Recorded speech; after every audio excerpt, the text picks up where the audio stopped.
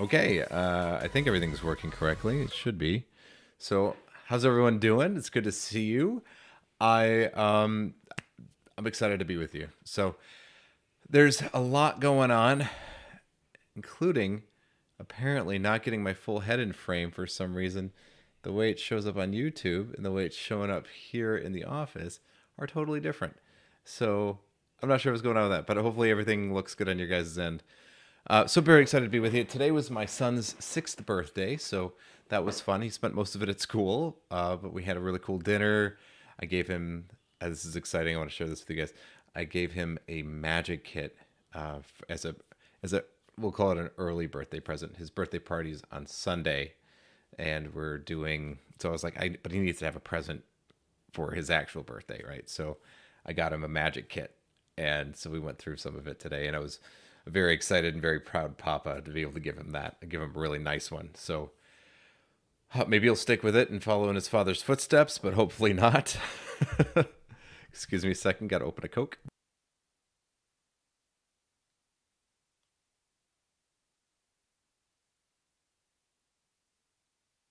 So tonight I want to talk about a little bit something of stuff I've noticed with Ellusionist. This is stuff that, I mean, they've gone through some pretty big changes in the past before, but they're doing some things that are a little bit different, and I'm not sure how I feel about them, and I want to kind of open it up and talk about it, discuss it, see if you guys had noticed these things too, and see how you guys feel about it. So that's kind of what I want to talk about tonight. It's good to see you, Condo Cord. Thanks for being here tonight. Dave, what kits do you recommend? That's a great question. Thanks for asking. So any of the ones that are linked in my Amazon affiliate, I'm kidding. I mean, yes, I wouldn't link ones that I didn't believe in. But the one I got him was from FAO Schwartz, and it was it was in collaboration with Marvin's Magic. And I really do like Marvin's Magic kits a lot. They're a pretty decent quality for the price. You got a lot of magic. I tend to like Marvin's Magic a lot. That's some of the ones that I had early on. But really, as long as you're spending, $20, $30 on a magic kit, you're probably going to have what you want. Let's see if I can find. Um, the other one I really like is Phantasma Magic, which Target carries most of the time. So Phantasma Magic is pretty great, at least for early Magic kits. You're not going to, you know, they're not professional show quality, of course. They're for children and for learning. But Phantasma has great ones. Marvin has great ones. If I had to choose with a gun to my head or something, I'd probably say Phantasma. I tend to like their kits a little bit better. Thank you for asking that. That's a good question. Kondo says, "Cool look to the page." I'm not sure what that means, but thank you.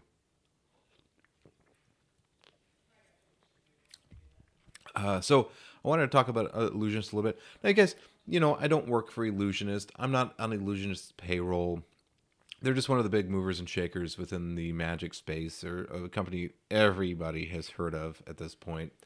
And when they do something, it does make news. So they've made some relatively big changes to the way that they do things, not only aesthetically, but also logistically and philosophically. They do things that are a little bit different.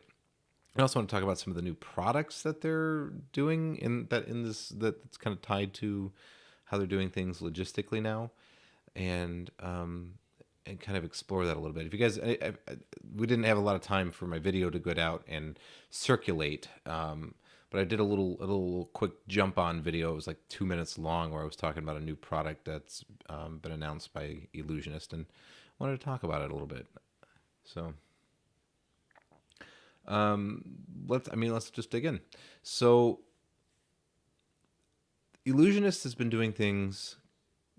Well, if you want to talk about, like, Illusionist always is going to be doing Illusionist stuff, right? They always they have a certain way of doing things. They try to be shocking or interesting, or do things that are, get people's attention. They're doing that on purpose. They do a site redesign every couple of years, where they try to make things look different or updated or whatever. Remember the whole Back to Black thing with Brad Christian, like, pulling out a gun and shooting a laptop or whatever that was. I remember watching that video going, I'm not really sure what's going on here, but okay. It was a website change, made everybody think they were going out of business and losing all their downloads and everything. The sites went dark. Nobody would answer the phones. And then it was just, they were changing their website. And they didn't even stick with it that long, because now they're back to another change again.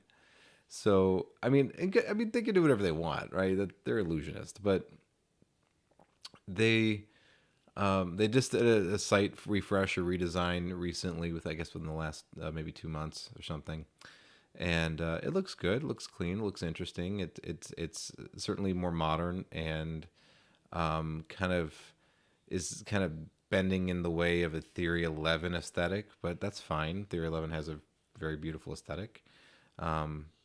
So that's okay, all well and good. But something I noticed they've been doing a little bit, they always did, like, the things, well, with how to read minds and how to do magic kits and stuff like that. They were doing those crowdfunding things where you knew about them well in advance, because they were putting them on Kickstarter or whatever, and then would try to get the funding for the thing.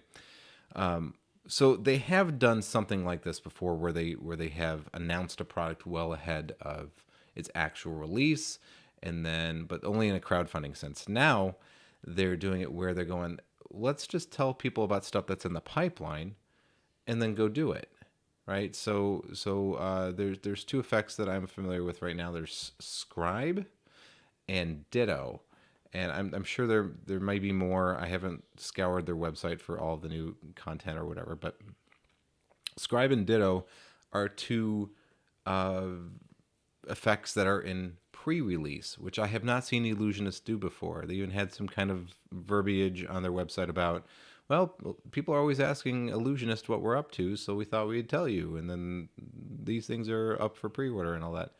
And I'm not. That's one of the things I want to talk about those two effects briefly, and I also want to talk about, well, maybe Ditto more in depth, because I'm pretty interested in that. But I want to talk about those two effects, and I want to talk more importantly about the pre-release idea, and see how you guys feel about that. Do Do you care to know about pre-releases? Is that something you're just like, just tell me when it's available and I'll buy it then, or do you want me to see it? And or is this kind of like a crowdfunding thing where they're trying to do the same thing like the video game industry does, where they're trying to gauge interest and trying to, how far is it going to go?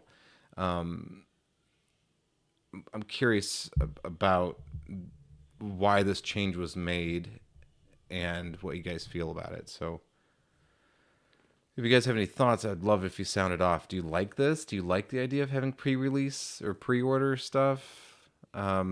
Or don't you? For me, I immediately, my head goes to GameStop. I immediately think about like, hey, you want to pre-order a copy of Hogwarts Legacy? I don't know. It seems like you're trying to get my money before the reviews come in and tell me how good or bad it is, right? Like, so you want me to promise to buy a game before anybody knows if it's any good?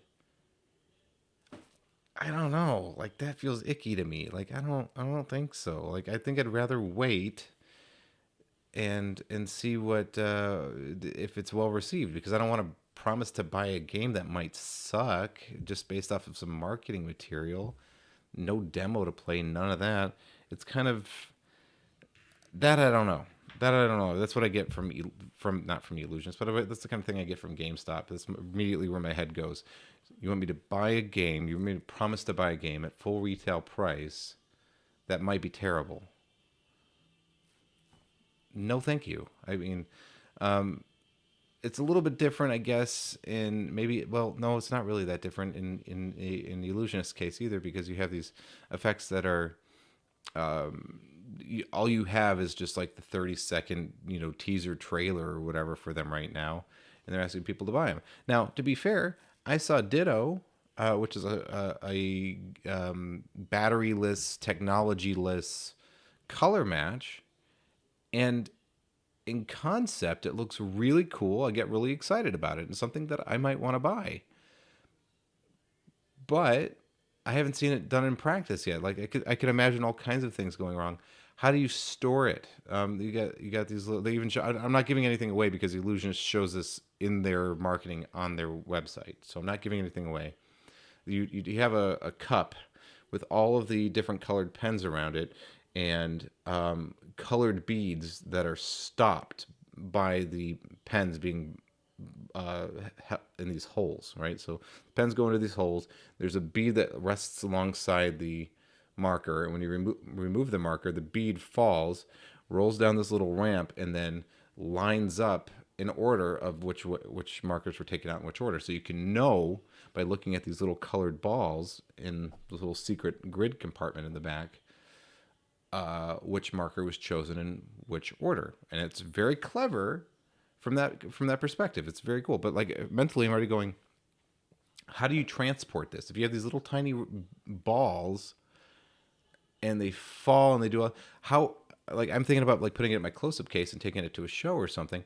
How do you keep all those balls from falling out, rolling all over the place? What happens if you lose them? Are they enclosed or are they loose in there? It kind of freaks me out. Like you don't know that. Like how do you maintain the colored beads in place? If they fall out, you're kind of screwed. You just have a nice little again, it's a Sharpie cup for your desk. I mean, so you don't really know. You just see like a 3D render animation of the mechanism. In theory, it looks really cool, right? I would love to have something like that. But how do you logistically, there are things where it's like I need more answers to things before I would consider purchasing this, and that's why I held off. I could pre-order it right now. I'd like to save $25, especially if it's a good product. But I don't know if I want it, which makes me go, either I'm gonna have to wait for Magic Orthodoxy to bring it out and talk about it, or Illusionist is gonna have to reach out to me and offer me a review sample so I can review it for you guys, which I would love to do. Illusionist, if you're watching, I would love to do that. Send me some of your products. I'm a full-time working pro, and I've given you guys lots of free exposure and coverage and talk about your products all the time and your company all the time. I like you guys. I have a ridiculous amount of products from you. Send me some of your stuff. I'll give it an honest review. And if I like it, then I will make sure to tell everybody and their brother that I like it and tell them to go buy it. I don't know. So that's kind of the rant I'm on right now. I'm kind of curious. I have, I guess I have for you guys right now. I know I have Condo, Cord, and Dave. And thank you guys for joining me tonight. But I'm curious, do you guys? I mean, are you having some of the same feelings that I am? Like, do you want me to pre-buy something before you've had a chance for anybody to look at it or actually see any of it, like, working in action or anything? I mean, what do you guys think about that? Um, Ditto looks pretty cool. It looks cool in theory. And then I was looking at the other one, which is called Scribe, which has very little. It's by Christian Grace. There's very little description of the effect. You can pre-order it right now, but there's very little in the way of information. And it goes, well, it allows you to predict anything. And I'm going, it's called Scribe, and it allows you to predict anything. And the first thing that my brain goes to is an NW or a Swami, if you know what I'm talking about. So that's kind of where I'm like, well, yeah, but I already have one of those. How is this different? Like, why should I get excited about this? Why should I spend my 2 bits? So I don't know. Thank you, Condo. I think they should be sending me stuff for free too. I think somebody should. I would love to review more stuff. I've only got so much money for new Magic though, so I would love to be reviewing more Magic all the time. I've been really lucky, and I've had individual creators reach out to me before. I've had quite a few reach out to me, and I've done reviews on their products in the past. So I'm thorough, I'm fair, I'm honest. And it will, if it's something they think is a pro grade thing, I will talk about it and let people know. So Fletch is saying, I completely agree with you on this, especially with how much new Magic is coming out at the moment. Yeah, thank you. It's something like I don't want to. I like the idea. I like that Ellusionist is trying something new by doing these pre-release or pre-order things. I like that they give you some information about the product and can let you decide whether or not you want to. But ultimately, I mean, it's cool that they're trying it, and maybe, from their perspective, it's great because they can make sure they can guarantee a certain amount of units, or if it's super popular, they can right now be going, this is really, get on the phone with their manufacturer even before they're released and go, this thing's going to be really popular. I guess we're going to have to like order more like right now. And I mean, that's cool. That might be good for their inventory, and get an expectation of sales and how much people like an idea or something. But I am kind of concerned about the whole GameStop vibe. It seems, I don't know. It seems a little hungry to me, a little bit. And Ellusionist doesn't need to do that kind of stuff. As far as I understand, Ellusionist is sitting on a big pile of money. It's not like they need to be glad-handed or go out there and try to like squeeze people for every dime they have. They're sitting in a pretty good position. So I'm not really sure what the impetus for them was to do this, except for maybe try to. I mean, their demographic is exactly me, right? Well, not exactly me, but close to me, right? Which is, it's young men, I guess 20 to 40, somewhere in that area, who play video games, who do Magic. They're borrowing that kind of idea and putting it over, but I'm not really sure why they need to. And I'm kind of like, I don't want to be a guinea pig all the time. I don't want to be like, that's the one thing that sucks about Magic. I mean, and anybody will tell you this, and it's not a new problem, and there's no real solution, but it's that you're buying the secret, right? More often than not, you're buying the secret to how something is done. You're not paying for the actual material cost of a thing. You're paying mostly for a secret. For instance, a good example would be TKO 2.0, which was an effect put out by the Magic Estate, Jeff Kaler and the Magic Estate. and I have it. I loved using it. I thought it was great, and then they discontinued it, which made me sad. Um, I don't even know if I can get refills for it anymore. But I mean, like the material costs, it was a piece of it was I don't know how much I can say, but it was there was maybe, if I'm being generous, $1 worth of materials in there, right? And when you go for scale and you're going for where you can acquire these things not from you're buying these wholesale and going factory direct and all that kind of stuff, they're saving a lot of money and they're doing it at scale.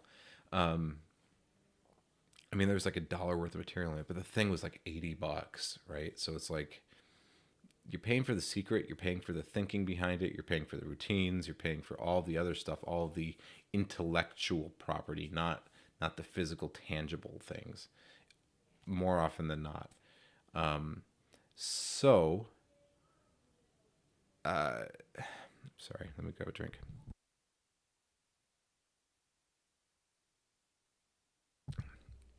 So whenever you go and buy one of these things from Illusionist or Theory 11 or Vanishing Ink or Penguin Magic or wherever it is, and it's this you know, new Dingle Hopper or Snarfplat, you have to go, do I is the secret good enough for me to part with my good hard-earned cash, and is it tax deductible? Can I write this off of my taxes? In my case, I can. I'm a full-time professional. I can write these things off, and I'm still hesitant about it because it's like I have other things and other things I need to spend money on, right? Like marketing or costuming or business education or professional memberships or materials for the show I'm already doing. And so it's like that's why things really have to have like a solid place in my show. Color match, um, I like doing. I use Picasso Pro. I like it, but it really doesn't translate to stage very well. It doesn't really work in a corporate environment when you're up on stage or doing a parlor or a stage set and have people bring out their phones and then color it in and stuff. And it's really something you have to do on the street or close up. Um, so to have like a mechanical color match that I don't have to worry about batteries, I don't have to worry about charging it, I don't have to worry about pairing it, I don't have to worry about anything going wrong, uh, you know, wireless interference. Those are all things that I worry about, right? I travel and I perform all over the country. I've got, um, you know, sometimes precious little time from an airport to actually being on stage somewhere and piddle farting around with each little piece that needs to compare to each other piece. And is it charged well enough? Did I charge it before I left? I've got to charge my phone, my tablet, my laptop, my color match, my whatever it is.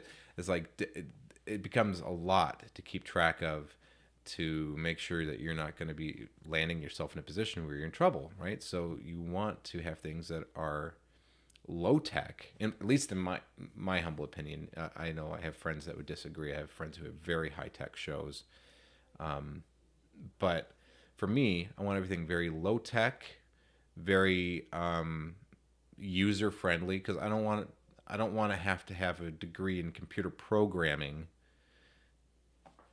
to do my show, right? Like it should be about the presentation and that part and the performance of it, not oh well, I've got to write I've got a Raspberry Pi that I've got to, code correctly, and then I have to have a certain boot up sequence so that it works, and I don't want to worry about that kind of stuff. I just want it to work. I just want it to work. And so low tech, no batteries, no any of that sounds really good to me. That's what I want. And that they have this mechanical color match is really enticing. It's really interesting. But I have some fears because my cases get jostled around a lot, whether it's in an airport or whether it's even in my own car or wherever it is. How durable is this thing? I don't know what kind of material it was made out of. It's metal or plastic. It looks like it has a mess or mesh. Is it going to deform?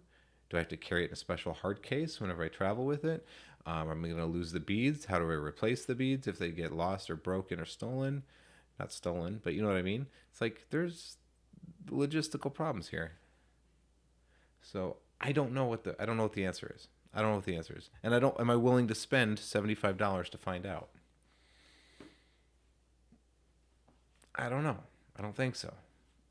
So that's kind of where my thoughts are right now. I'm interested in what other stuff is down the pipeline. I do. I mean, I do kind of like feeling like I'm being let in a little bit. Like get a peek behind the curtain and go, oh, what you guys cooking up? What are you doing? But at the same time that they're opening it for pre-order at the same time makes me feel like they're trying to grab your money before you have a chance to find out if it's really like there's like 3 5-star reviews on Ditto right now. You can go to their page and look. There's 3 5-star reviews. It's like nobody has it yet. How can you mark it? It seems kind of odd to me. So, Fletch says, "Yep, Magic doesn't let you down for the most, but tech, well, that's can be a different. Yeah, tech can be a different story. Yeah, yeah, it freaks me out. That's why I like doing it. Here you go. Got to cover the, but it's a billet. It's you're never gonna have to worry about whether or not your billets are charged. You're never going to have to worry about if your billets are charged. And as long as I walk into a room armed with knowledge and skill, technique, this is all I need. I can do a pretty decent show with just this. So, believe it or not. So, yeah, it freaks me out whenever something requires batteries. I'm worried enough about taking my phone somewhere with me if it's got 85% charge, whether or not it's going to last me, if I can perform magic with it for that night. So it's like, call me whatever, but technology isn't super reliable all the time.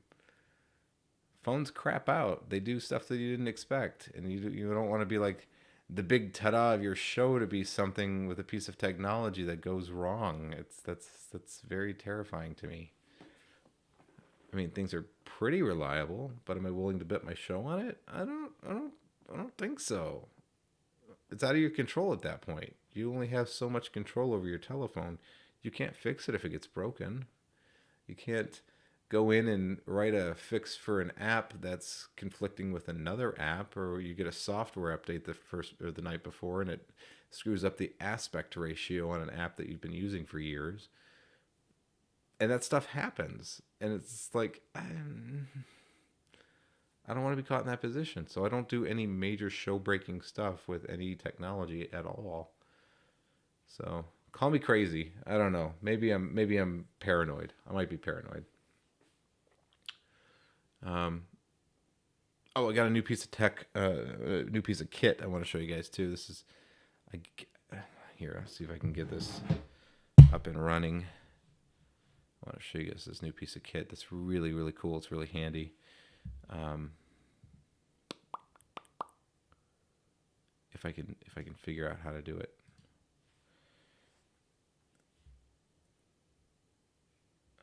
But I'm curious. So I've been ranting for about 30 minutes, and I'm kind of curious just how's everybody's doing. If everybody's having a good day. What kinds of stuff you're working on. I really want to chat about y'all too. This wasn't just me for me to get on a rant. I mean, it was a little bit, but I really do want to hear about how everybody's doing and what everybody's been up to.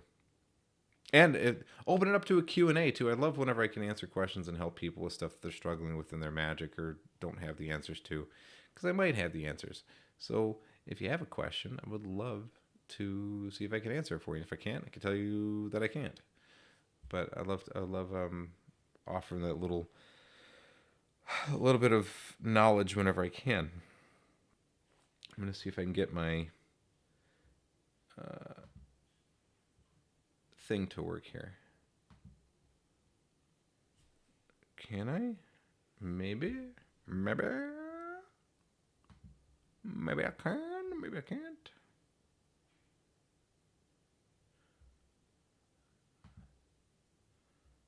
Maybe it'll work. Maybe it won't. I don't know.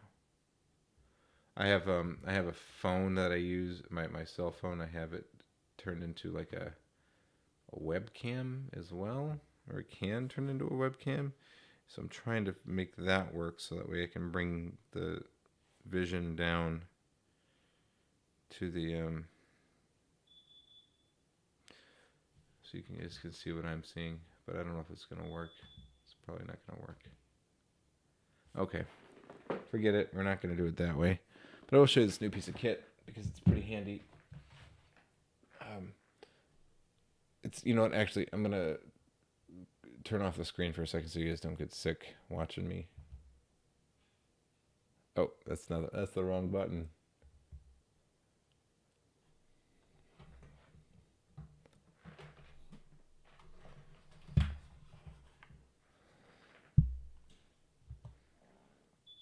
Okay, I think that's working now. So this is my new piece of kit right here for the live streams, which I'm pretty excited about. This is what's helping me control my whole show right now. So I've got these little cool buttons and dials and knobs and things, so I can turn up and down individual audio channels. I can mute things. Of course, I can do all the things the Stream Deck could before. It's pretty darn handy. Very nice. Very excited to have that. It's helped me with my live stream a lot.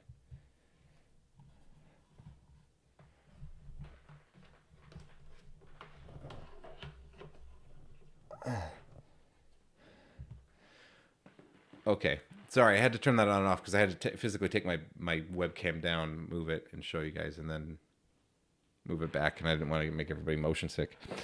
I'll also tell you guys something else that I'm doing that I want to. I'm coming down towards the end of the stream here, unless we have some things y'all want to talk about.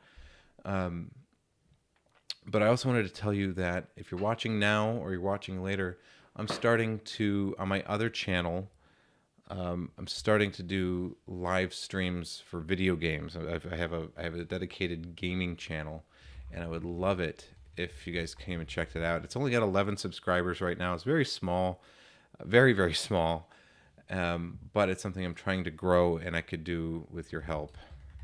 I'm getting the link for you now so you can have it if you guys want to come check me out. Humbly, I ask you come check out if you like first-person shooters, you like puzzle games, you like role-playing, all that stuff. I play all that. I would love for you guys to come and check it out. I'm working really hard on building that channel up. That's a big goal for me this year. So here's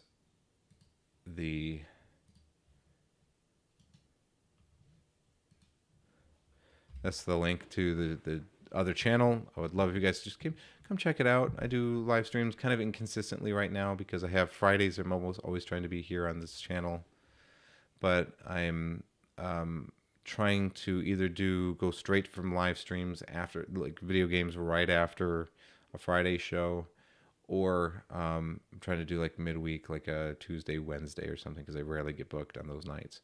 And so thank you. I appreciate you, Fletch. I really do.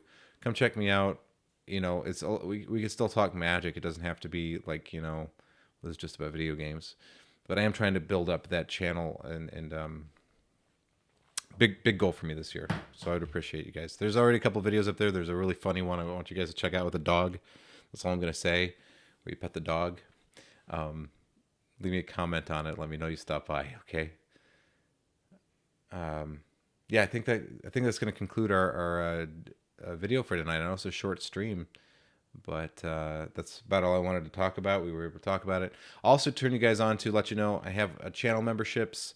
I feel really icky always talking about money things with the channel and everything, but your support does go a long way to help me, including buying review things for the channel, like review tricks.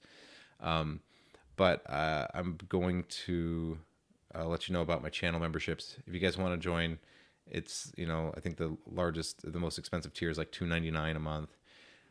Not very much, but what it allows me to do is it allows me to fund this channel. You guys get exclusive content. You get your name in the videos, and you get some cool behind the scenes stuff and like membership only access to things, either early access to videos that I put out, videos that only for members. You get access to custom emoji that nobody else has, that kind of stuff. So It's not very much, but it does help me a lot. The more people that join, obviously, makes a huge difference every month to me, and you get some neat stuff out of it. Upcoming video I have is I'm going to be teaching from start to finish how to make invisible elastic bracelets. So that's going to be really cool. I'll show you some applications for them. I might even do it as a live stream because it's kind of an involved process. So I might just answer any questions along the way so we can make it a Q&A like you're sitting here with me while we do it. So that's the kind of stuff you get by being a channel member. So please consider that if it's within your wheelhouse. If not, I just appreciate your eyeballs and those thumbs up on my videos to get this out to more people. You guys have an awesome, amazing weekend, and I will see you really soon. I'm going to be having weird availability for the next couple of weeks. I'm helping a friend with some medical things that they need, so my availability will be spotty for the next couple of weeks. All right, you guys have an awesome one. I'll see you really soon. All right, bye-bye.